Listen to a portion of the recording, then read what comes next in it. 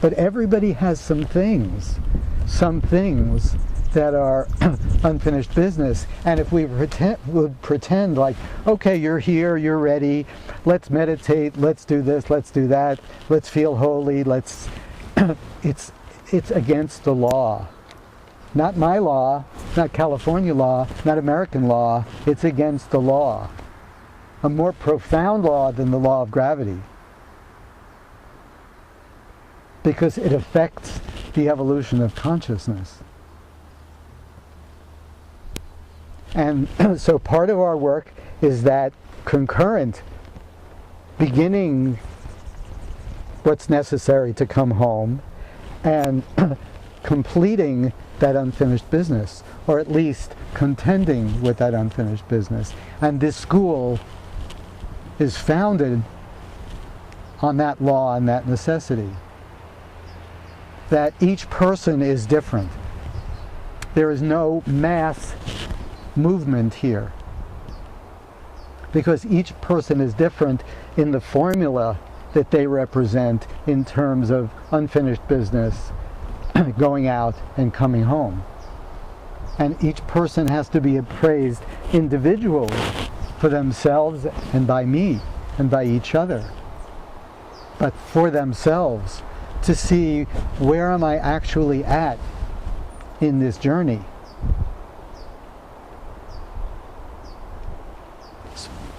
Everyone wants to know. I teach meditation. I have been initiated, whatever term you want to use, into a meditation that is actually presented to us, not made up by us.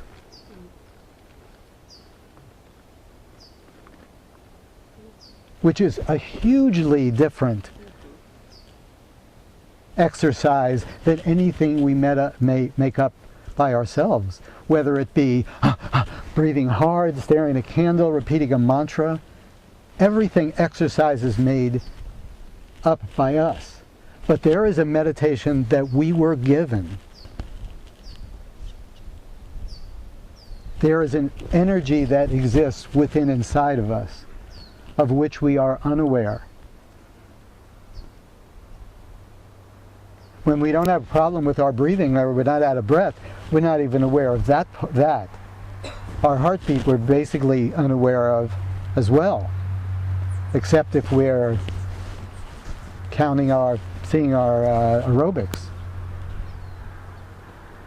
Behind those basic manifestations of human life, there is an energy. There is a buzz.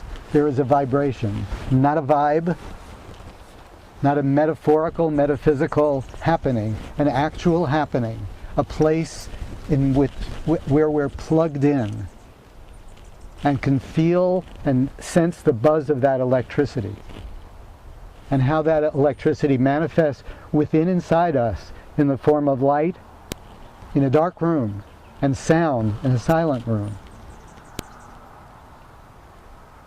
And those manifestations exist within inside of us. Not in their full glory. They are not God inside of us.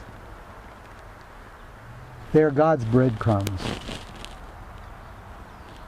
They're the long extension of the creative energy's tail, which reaches down through all the fineness, all the way to the coarseness of our human body, and exists within it for us to be aware of. The meditation that was given to us by the Creator, not made up by us. And people hear that story and they say, oh yeah, I want that. But not only is there the unfinished business that you may have to participate in, depending on your individual circumstances and the way you've lived your life, but there are also, even with the unfinished business, there are qualities that you've developed in that first part of the progression of things that were vitally important in that first progression of things that may have to be re-examined because they may no longer be relevant in the next progression of things.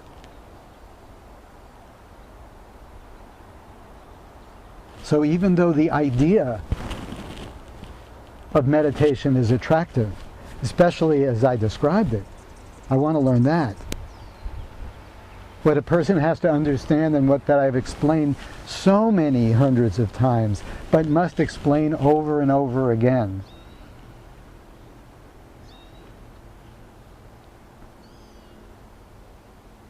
Meditation is for a human being, not for a machine for self-protection.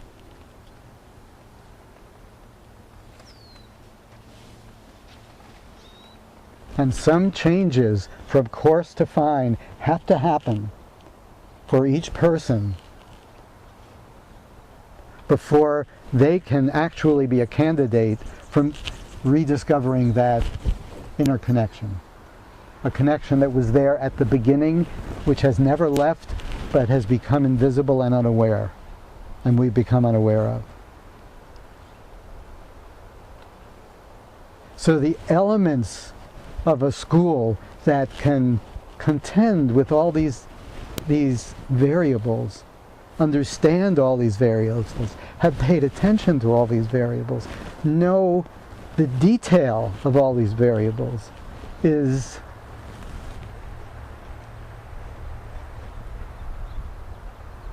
goes so far beyond the attraction of supernatural and costumes and rituals and like that.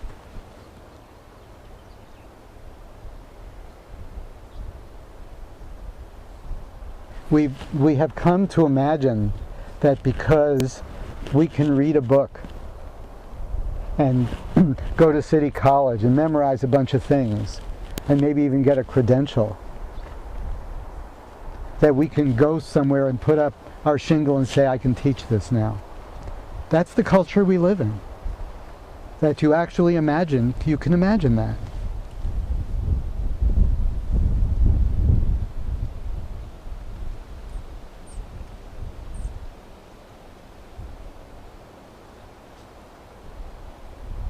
That you can, as I've said before, get a job in a health food store and be in charge of the vitamin department and advise people who come in on what vitamins they need. The intricacies of the human body only known to you by what you've memorized. And then we come to imagine that this is the way that it works. That this is expertise. What is an expert? And that we have stories, we hear about Einstein, or we hear about, or we see some incredible athletic endeavor, and we say this person knows their stuff. Not being aware that this world of coarse to fine requires that level of expertise. Nothing less. There is so much to know. There is so much to know. Because the scientist with the maximum attainment is still part of this. This is not part of that. The athlete with the maximum attainment is still part of this course to fine. Still on that continuum from course to fine. Everything is on that continuum from coarse to fine. Everything in consciousness of the human race is on that continuum from coarse to fine. Nothing is exempt from that continuum. So imagine if all the Einsteins and all the athletes and all the musicians and all the experts and all the subjects were part of that continuum not being part of them, the expertise needed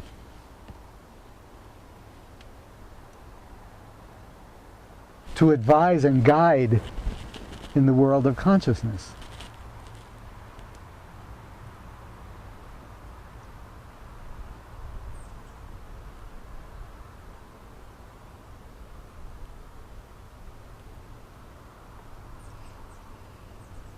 This is something that really we rarely think about.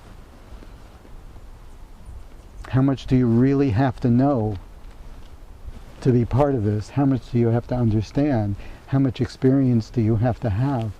How much attention have you had to pay? How much attention have you had to pay? And I'm saying this not only to talk about your possibilities here, but to talk about how you can serve. Because the advice that I got, pay attention to every single step.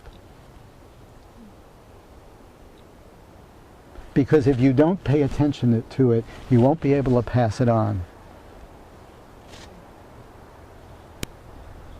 You'll be like a person with a great singing voice trying to teach singing to someone with no voice. And you say to them, just sing. What's the problem? And then they start to sing.